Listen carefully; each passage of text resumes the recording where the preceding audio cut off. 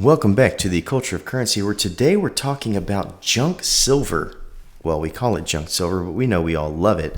Basically, it's the difference between silver content government issue coins like this Eisenhower that has a little bit of silver in it, and our bullion, which are 3 nines fine silver.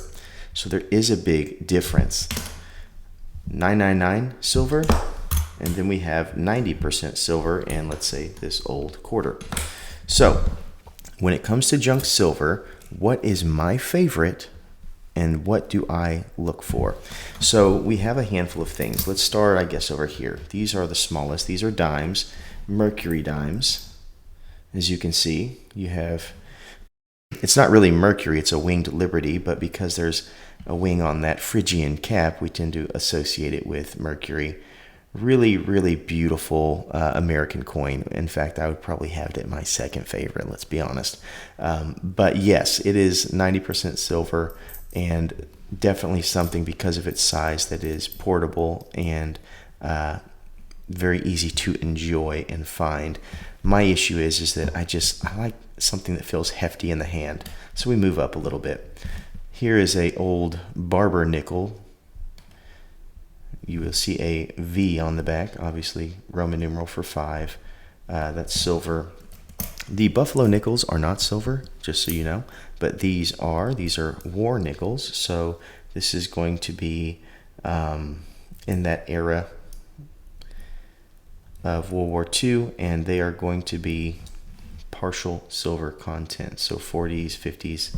I don't remember the exact years on those. Maybe you can let me know in the comments, but from what I am understanding, that those are at least partial silver, and I don't remember exactly the denomination because I'm not a huge junk silver expert. I just like them.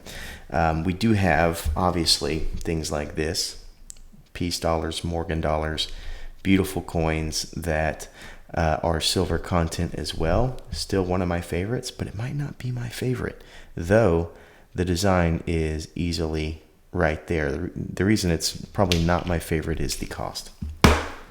We have Eisenhowers. They're big, bulky, heavy, and they're partial silver. They're not 90%, as you can tell by the cladding here. We have Kennedys. So Kennedys, depending on the year, 64 before, are partial silver.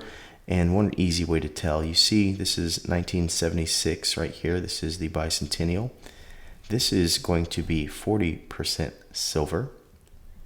But you see on the rim, there's 2 distinct colors. If I were to go to a silver one, so let's say I find, what year is this? 67. See the difference in the rim? How one has kind of that goldish color to it, almost that amber color. That's one easy way to know. In fact, if I were to put that one in a stack, you could tell pretty quickly that that one stands out, and that's one easy way to know. This one right here that's glowing at us is going to be an indicator. Yep, 64, 90% silver right there. Pretty simple. But I would say my favorite of these are going to be a tie between the dollars, silver dollars, and the half dollars. I love the half dollars, and I might like them more, and that's because diversity. So we have things like this. This, to me, is the most beautiful design in American coinage. We obviously know that it gets revitalized in the American silver eagle. We have the walking liberty, and then this beautiful outstretched eagle on the back, almost about to take flight. I think it is just gorgeous, has that Art Deco vibe. So we do have these that are out there that you can get your hands on pretty easily. In fact, maybe at the end of this video, I'll show you what $1,000 looks like in the half dollar. So you were to eyeball it, you'd say, oh, well, about that much will be $1,000. So if you have these laying around, you get a pretty good idea of what you have. So that's obviously one of the really cool designs in the half dollar. We have the Benjis as well. I think I have some of those in here somewhere. Those are Kennedys. There we go. Benjamin Franklin. This is a Franklin $50. We have Benji right there. And on the back we have that Philadelphia bell. Really cool as well. And then obviously we have the Kennedy. Those are the more common varieties. There are the commemorative $50 out there as well that I don't think are 90% silver. I don't recall, but those are also beautiful coins that are in circulation. Occasionally you can find, but you can definitely buy them at places like APMEX, like I did. The first of which was the Columbus Exposition dollar, and there are plenty ever since, but I would say these are definitely my favorite. So let's go ahead and show you what $1,000 looks like in these $50.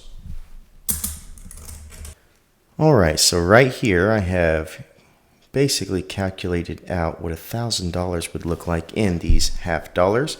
We have Walking Liberties, we have Benjis, and we have Kennedys in here. And basically, because different sellers sell them for different, what I've done is kind of give you a swing. So this valued at the low end would probably be about $1,100, and at the high end probably about $1,700, depending on what people are paying for these. But these are all going to be 90% silver. As you can see, very, very shiny. Whereas if I were to take a clad coin, get that to focus, you can see the two colors versus the single color, one of the biggest indicators right there. So Walking Liberties, Kennedys, and Benjis, and that gives you right at 1,000. So each of these, I think, has 18 in them. There's 20 and 20 in there, and then another 16 right here.